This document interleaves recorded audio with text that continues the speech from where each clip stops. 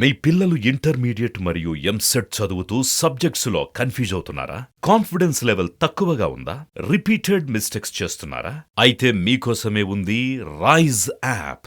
1 lakh question bank, performance analysis, online classes by experts, ఇంకా మరెన్నో features తో మీ ముందుకొచ్చింది Rise. Rise, the perfect guide. Description లో ఉన్న లింకును ఉపయోగించి సబ్స్క్రైబ్ అవ్వండి. నమస్తే, వెల్కమ్ టు అవర్ ఛానల్. నేను సౌజన్య. జనసేన అధ్యక్షులు పవన్ కళ్యాణ్ గారు వైసీపీ చేసినటువంటి అవినీతికి సంబంధించి బీజేపీ పైన ఒత్తిడి తీసుకొస్తున్నారా? అందుకనే లేఖ రాశారా ఆయన? ఈ అంశానికి సంబంధించి మనతో మాట్లాడడానికి, వారి విశ్లేషణ మనతో పంచుకోవడానికి ఈరోజు మనతో పాటు ఉన్నారు సీనియర్ జర్నలిస్ట్ జగదేవ్ ఉన్నారు. వారితో మాట్లాడదాం. నమస్తే అండి. నమస్తే. అంటే వైసీపీ చేస్తున్న అవినీతికి సంబంధించి బీజేపీ పైన ఒత్తిడి తీసుకొస్తున్నారు పవన్ కళ్యాణ్ గారు అని టాక్ వినిపిస్తోంది. అందుకనే ఆయన వైసీపీ అవినీతికి సంబంధించి లేఖ కూడా రాశారు ప్రధాని మోదీకి అని టాక్ వినిపిస్తోంది. ఇది ఎంతవరకు వాస్తవం? ఈయన లేఖ రాశారు కాబట్టి మోదీ దీని మీద యాక్షన్ తీసుకుంటారని అనుకోవచ్చా? అంటే లేఖ రాసే వరకు తెచ్చుకున్నారు బీజేపీ వాళ్ళని నా అభిప్రాయం. ఎందుకంటే పవన్ కళ్యాణ్ గారు మొదటి నుంచి చెప్పుకొచ్చేది ఏంటంటే, సెంట్రల్లో ఉన్న ప్రభుత్వం కానీ బీజేపీ వాళ్ళు కానీ ఇక్కడ పరిస్థితులు కానీ ఆంధ్రాలో ఉన్న సిచ్యువేషన్స్ గమనించక కాదు, గమనిస్తూనే ఉంటారు, చూస్తూ ఉంటారు. బట్ వాళ్ళు ఎప్పుడు ఏది చేయాలో వాళ్ళు చేస్తారని అనుకుంటున్నాను. బట్ అందుకే నేను ఎప్పుడు వాళ్ళకి తెలియజెప్పాలనుకోలేదు అని చాలా సందర్భాలు చెప్పారు. ఎస్పెషల్లీ చంద్రబాబు గారు అరెస్ట్ అయిన తర్వాత బయటకు వచ్చి ములాఖత్ అయ్యి బయటకు వచ్చి ప్రెస్ మీట్లో కూడా అదే చెప్పారు. సో ఇదిలా ఉంటే తెలంగాణ ఎన్నికల సమయంలో కూడా బీజేపీతో పాటు జత కలిశారు పవన్ కళ్యాణ్. బట్ ఇష్టం ఉందా లేదా విషయం పక్కన పెడితే అయిష్టంగానో మొత్తానికి కొన్ని అవసరాల కోసమనో మొత్తానికి జత కట్టారు.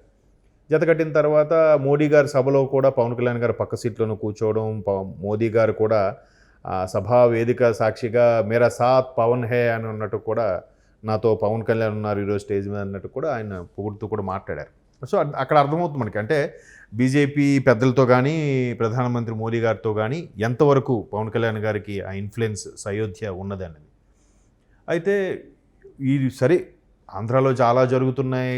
దేవాలయాల మీద దాడి జరిగినప్పుడు కానీ, రకరకాల ఇవి కానీ, కొన్ని స్కాముల విషయంలో కానీ, ఇప్పుడు లిక్కర్ స్కామ్ కానీ, తర్వాత ఇసుక ర్యాంపుల స్కామ్ కానీ, ఇవన్నీ జరుగుతున్నప్పుడు కూడా పురంధేశ్వరి లాంటి వాళ్ళు కూడా లేఖ రాయడం, అధిష్టానానికి ఇన్ఫామ్ చేయడం గట్రా జరిగాయి. బట్ చర్యలుగా కానీ ఎక్కడ కనపడలేదు.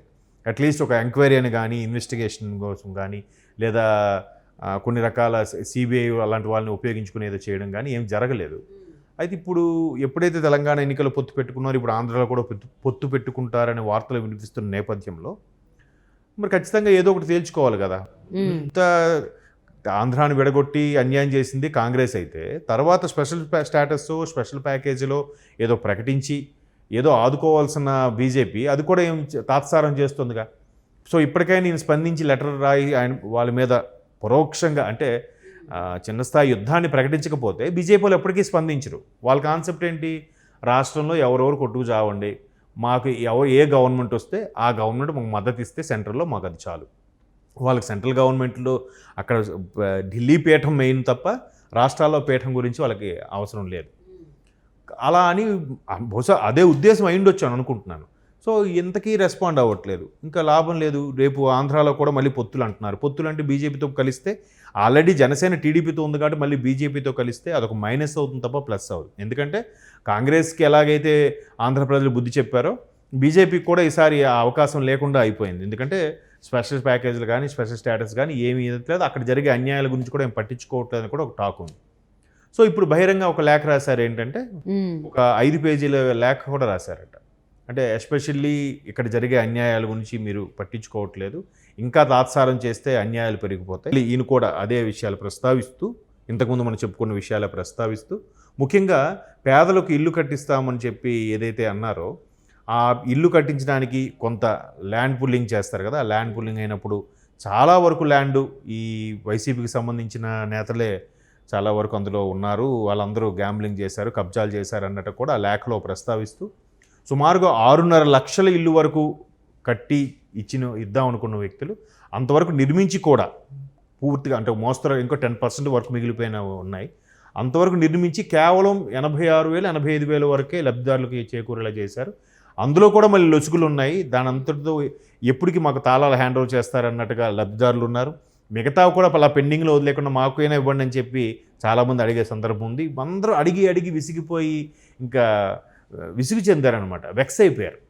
అంటే ఈ దసరాకి ఇస్తాం, సంక్రాంతి తర్వాత ఇస్తాం, ఉగాది తర్వాత ఇస్తాం, ఇలా టాపిక్లు ఇలా డ్రాగ్ చేయడం ప్రతిదీ కూడా వాళ్ళకి బిల్స్, కాంట్రాక్టర్ బిల్స్ అవనివ్వండి, ఒక పథకాలు అవనివ్వండి, ప్రాజెక్టులు అవని కూడా అన్నీ ఇట్లా తాత్సారం చేయడం, వీటన్నిటిని మెన్షన్ చేస్తూ వీళ్ళ విషయాలు మీరు ఖచ్చితంగా చర్య తీసుకోవాలి, ఇన్ని రోజులు ఇంకా ఎందుకు అని రాశారు. ఒకవేళ రాయడం కూడా మంచిదైంది, ఎందుకంటే రాయడం వల్ల రేపొద్దున బీజేపీ మళ్ళీ పవన్ కళ్యాణ్ ఉపయోగించుకోవాలని చూసినా, లేదా పవన్ కళ్యాణ్తో జత కట్టాలని చూసినా ఇబ్బందిగా ఉంటుంది కదా. మేము గతంలో నేను చెప్పిన వాటికి మీరు ఇంతవరకు రెస్పాండ్ అవ్వలేదు, సో మీరు చెప్పిన దానికి మేమేమో రెస్పాండ్ అవుతాం అన్నట్టు కూడా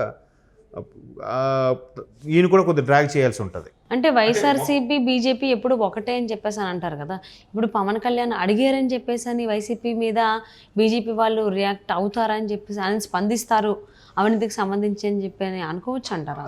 ఇప్పుడు వైసీపీ బీజేపీ ఒకటే ఎందుకు అంటే, చాలా సందర్భాల్లో ఆంధ్రాలో దేవాలయాలకి కొన్ని అన్యాయం జరిగినప్పుడు, ఆ దేవాలయాల మీద దాడులు జరిగినప్పుడు, ఎస్పెషలీ రామ్ తీర్థాలు, అక్కడ దేవుని విగ్రహం చాలా ఇబ్బందులు అయినప్పుడు అప్పుడు కూడా బీజేపీ కానీ దానికి సంబంధించిన కొన్ని శక్తులు కానీ ఎక్కడ స్పందించిన దాఖలాలు లేవు.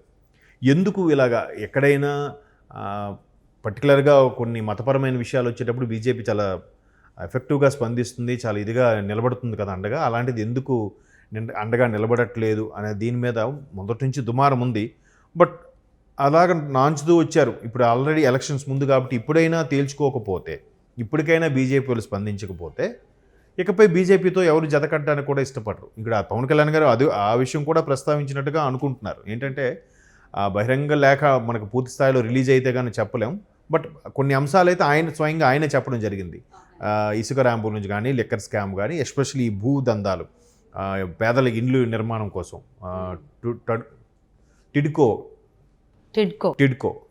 టిడ్కో సంబంధించిన ఈ ఇల్లు ఏవైతే పేదలు కేటాయిస్తామనుకున్నారో ఆ ఇల్లుకి సంబంధించి ఎక్కువగా స్కామ్ జరిగింది, కొన్ని కోట్లు స్కామ్ అయింది. కాబట్టి దాని గురించి ఇమీడియట్గా స్పందించిన లేఖ రాశారు కాబట్టి ఇకపై అయినా బీజేపీ స్పందించాలి. ఇప్పటికీ స్పందించకపోతే ఇంకా మీరు అన్నట్టు బీజేపీకి వైసీపీకి ఉన్న ఏదైతే అనుబంధం ఉందో అది ఇంకా తేటతెల్లం అయిపోతుంది, క్లారిటీ వచ్చేస్తుంది. ఎందుకంటే ఇప్పటికే ఎన్ని జరిగినా కూడా బీజేపీ ఎక్కడా స్పందించట్లేదు. ఈవెన్ టీటీడీ విషయంలో కూడా, తిరుపతి దేవస్థానం విషయంలో కూడా చాలా ఇబ్బందులు జరుగుతున్నాయి. ఈ మధ్యన వార్తలు కూడా చూస్తున్నాం. అంటే వెళ్ళే వారికి సరైన సౌకర్యాలు లేవని, ఆంది క్యూ లైన్లో ఉన్నప్పుడు చిన్నపిల్లలకి, చంటి పిల్లలకు కూడా పాలు అలాంటి ఇవ్వడాలు ఏం జరగట్లేదు, చాలా ఇబ్బంది పడుతున్నాం. అక్కడ భోజనం సరిగ్గా బాగుండట్లేదు. పైగా కొండ మీద అన్యమతస్థులు కూడా చాలామంది కనిపిస్తున్నారు ఉద్యోగస్తులుగా అని చాలా రకరకాల ఇవన్నీ కూడా ఎవ్వరూ పట్టించుకోవట్లేదు కదా. పట్టించుకోకపోవడం అనేది కరెక్ట్ కాదు అనే విషయంలో ఈయన లేఖ రాశారు. రేపొద్దున బీజేపీ అధిష్టానం పిలిచినట్లయితే వెళ్ళి మాట్లాడి ఇంకాస్త వివరించడానికి కూడా సిద్ధంగా ఉన్నారు. బట్ ఈయన ఉద్దేశం ఏంటంటే అవన్నీ వాళ్ళకి తెలుసు, తెలియకుండా ఉండదు, వాళ్ళకి ఇంటెలిజెన్స్ రిపోర్ట్ ఉంటుంది, వాళ్ళు అన్నీ అబ్జర్వ్ చేస్తుంటారు, సరైన సమయం వచ్చినప్పుడు చర్య తీసుకుంటారు అనుకున్నారు కానీ తీసుకోలేదు. కాబట్టి ఇప్పుడు లేఖ రాశారు. ఇప్పుడు కానీ రెస్పాండ్ అవ్వలేదు అనుకోండి, ఇంకా అప్పుడు వాళ్ళు కూడా ఈయన ప్రెజర్ చేయలేరు, ఈయన కూడా వాళ్ళకేం చెప్పలేరు, ఇంకా అంతే కదా. అప్పుడు మీరు అన్నట్టు క్లియర్ కట్ బీజేపీకి వైసీపీకి ఏదో సత్సంబంధం ఉంది అన్నట్టుగా. అవును. సో మరి ఇప్పుడే లేఖ రాసేదాకా వచ్చారు జనసేన అధినేత పవన్ కళ్యాణ్ గారు. మరి ఆయన రాసినటువంటి లేఖకు సంబంధించి బీజేపీ వాళ్ళు స్పందిస్తారా లేదా వైసీపీ ప్రభుత్వం పైన, జగన్మోహన్ రెడ్డి పైన వారు చేసినటువంటి అక్రమాలు కావచ్చు, అకృత్యాలు, అవినీతి వాటికి సంబంధించి చూద్దామండి. And thank you so much for spending your valuable time with us, Jagadev గారు. Thank you.